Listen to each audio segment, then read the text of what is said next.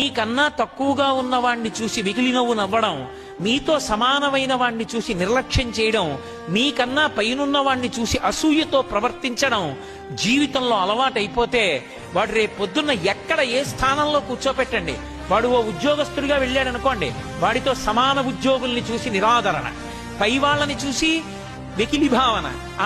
ఏదో ప్రమోషన్ వచ్చింది కానండి, ఏదో చదువుకున్నానంటాడు, నాకన్నా గొప్పవాడు ఏంటండి అంటాడు. తనకన్నా కిందవాణ్ణి చూస్తే అహంకారం, నిర్లక్ష్యంతో ప్రవర్తిస్తాడు. తనకన్నా కిందవాళ్ళు తనని చూసి సంతోషించరు, సమానులు సంతోషించరు, పైవాళ్ళు సంతోషించరు, తన అహంకారానికి తానొక్కడే సంతోషిస్తుంటాడు.